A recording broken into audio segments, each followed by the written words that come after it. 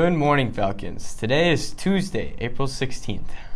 I am Knox Borgany. And I am Drew Adamson.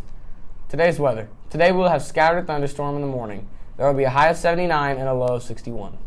On this day in 2003, Michael Jordan played his last game in the NBA. Michael Jordan is widely regarded as the best player in history of basketball. Michael Jordan was selected by the Chicago Bulls as the number 3 overall pick in the 1984 NBA draft.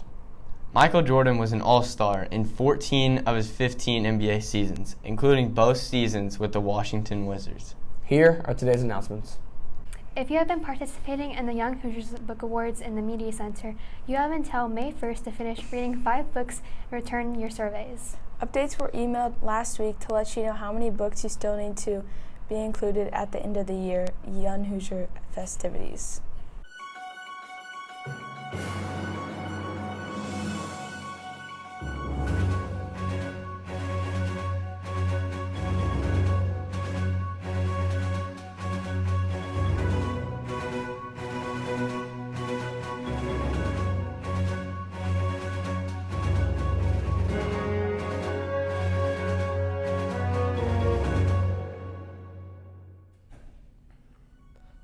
You. Have you heard about the buzz of NIL players making money? Sure as the bee's knees. Now come join me on this ride. Last year, the NCAA made a change in their rules, letting college athletes get paid for their name, image, and likeness, aka NIL. College athletes getting paid by NIL deals is a highly debatable topic on if it should be allowed or not. Right now, some of the highly known players are getting paid big money.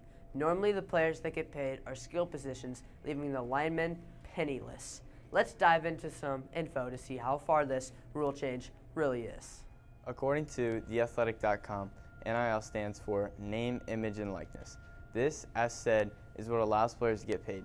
But the catch is, colleges can't get companies to pay players to go to their college. The players have to do something in return for the company, so it's not just free money.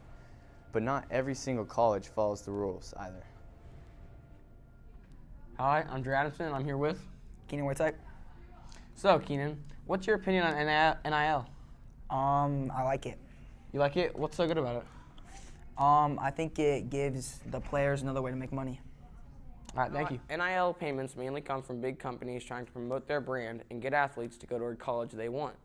There are a lot of athletes that have earned money from NIL. According to the NCAA.com, more than 450,000 athletes across the U.S. that have made money from NIL. On average, athletes make $1,000 to $10,000 from NIL deals. However, in some cases, athletes have earned much more than that. Just take Zach Edey, for example. Purdue's star player is making $810,000. That is a lot, but not as much compared to Bronny James, making $5.9 million from his current NIL deals. Players make most of this money from partnering with local businesses, and only some with big companies. Very few manage to make it into commercials where the big money is made. The easiest way for players to make money is on social media. Hi, I'm Knox Borgany, and I'm here with Mr. Moeller. Mr. Mueller. What is your opinion on NIL? Good or bad? Why?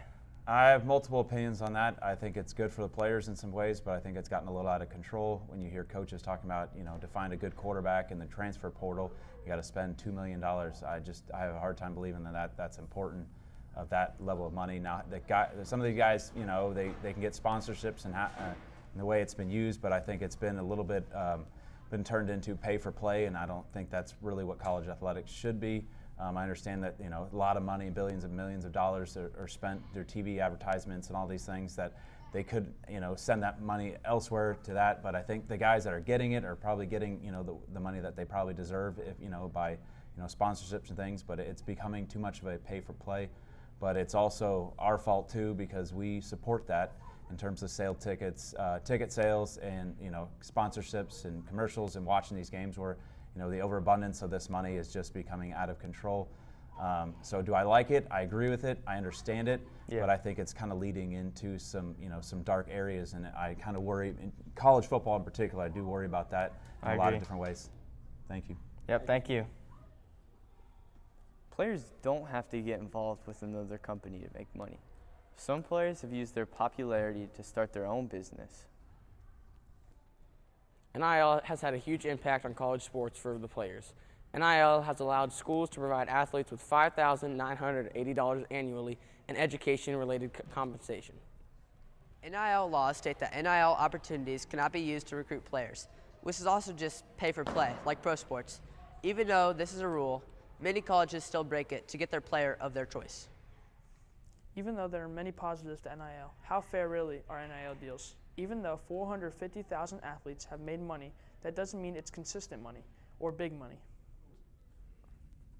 According to the New York Times, out of the 520,000 athletes, only 1,000 are getting paid consistently, which leaves most athletes unimpacted.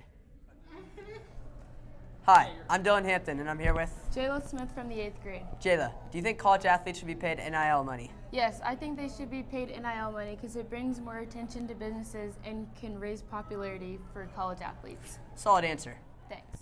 Another concern with NIL is that some athletes may lose focus of their academics and prioritize their marketing activities.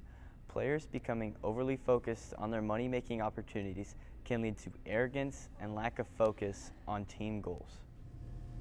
Mainly the big problem with NIL is players always looking for the better deal and always being in the transfer portal.